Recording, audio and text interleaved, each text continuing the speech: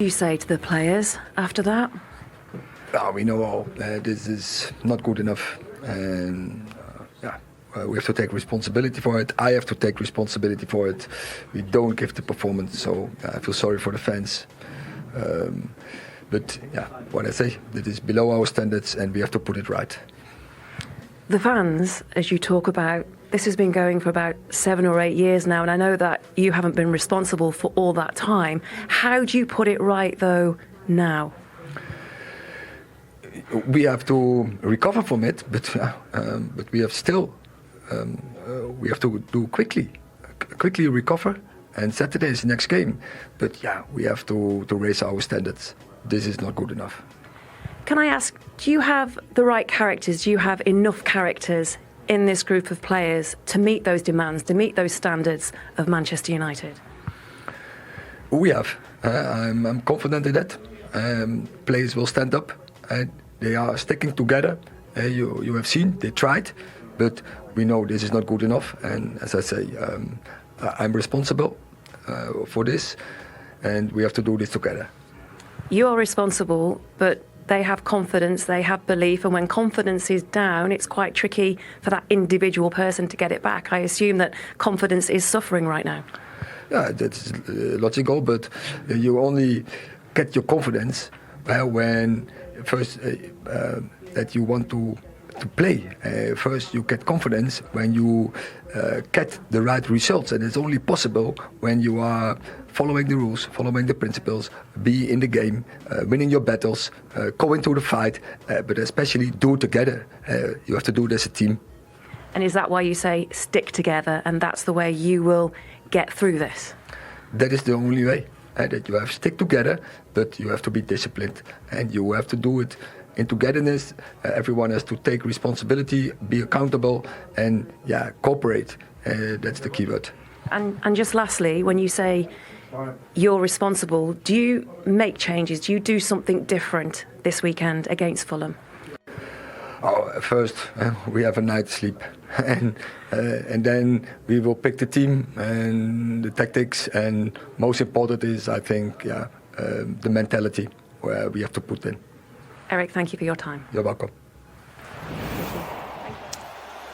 The fans are disbelieving. Well, I wouldn't even say disbelieving, really, because they've seen it all before so many times.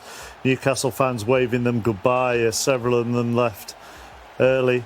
A man alone with his thoughts in the technical area there. A few of the fans turned to question him at times during that 90 minutes.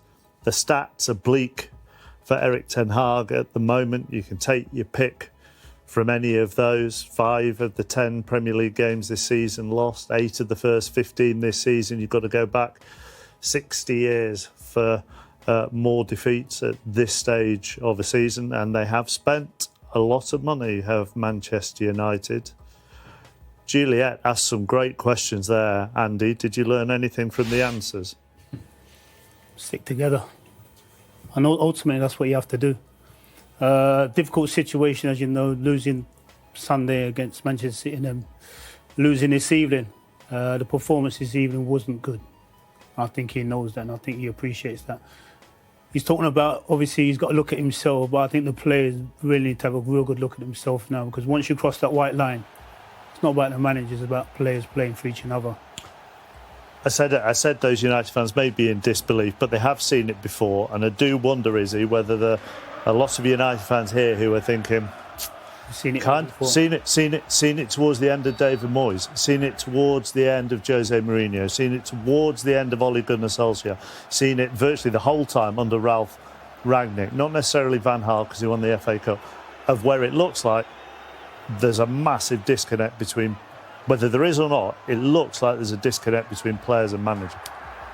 Could say that, yeah. I think from a fan's perspective, the one thing they need to see on that pitch is evidence that there is fight, togetherness, a plan, a willingness to attack, a willingness to defend, because that's what the fans need to see. And if there was genuine signs of that from the players, I think the fans would have a little bit more patience with the project, if we want to call it a project. But generally speaking, I don't think said at this moment with Manchester. I think actions have to take the lead, and it's really tough to sort of analyse. He said to Juliet that he does have characters. When you watch them, do they look like they have characters? No, it feels there's a real divide. I think you mentioned it in your question, actually. There's a divide, it seems, between the players, in my opinion, and the manager. I think there's a lot of fallouts behind the scenes that maybe we don't know about. You know, Varane's missing again tonight. He didn't play in the derby at the weekend. Ill, apparently, tonight. Ill, yeah, OK. Yeah, Sancho's out of the picture. Anthony's had his issues. There just seems... You mentioned at the end of any managerial sort of reign at any club, there's always a seem of disbelief, and yes, their players have to take responsibility because that's your job. As Andy says, when you cross the white line, you're doing it for yourself, you're doing it for your family. But it seems sometimes at the end of someone's tether, the players seem to, I don't say down tools, but it seems a bit of a disconnection. And again, like losing the derby at the weekend here, losing it again tonight, you know, the fans, and credit to the Man United fans who turned out tonight because there was a huge following tonight, but again, after an hour, the game was over and a lot of them went home early. Gary said it in commentary as well. Do you think some of the players think that they are showing character, whereas Gary said they're being petulant? Well, it depends how you view character. I think I know where Nev's coming from, because when you're playing successful teams, you know, you've all stand up because you're character, you're big characters. And I touched. But you can stand up in various ways, yeah, can't you? You don't just have to go and kick someone. Of course, but I think once you cross the white line, I touched on it with Shay. You're your own captain. There's 11 captains out there. I mean, so you're all pushing and pulling in the same direction. I think sometimes I'm looking at Manchester United player at the moment. I think some of the players are playing for themselves. You know, when you lose confidence, yeah, you do hide a little bit. And you're looking at that performance today, and obviously the performance on Sunday. You turn around and asking questions, what's actually going on here? That's why everyone keeps asking all these questions, because there's no answers coming out at the moment. 5 of their next 6 are away from home. I wonder whether that may help. I mean, their only home game is against Luton, which will bring a different type of pressure and expectation, actually, from the crowd.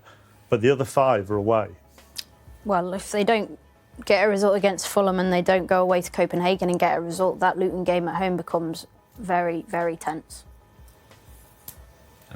In the graph as well, before you said about the money spent, we spent 400 and whatever was 11 million pounds.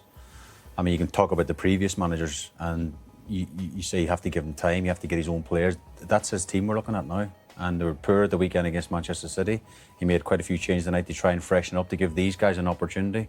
And they were poor again tonight. And where do they go from here? You know, Gary mentioned when he's walking off the pitch, Ten Hag got a lot of thinking to do himself over the next couple of days. But do the board and the directors at Man United have a lot of thinking to do as well? Is it going? Do you think they?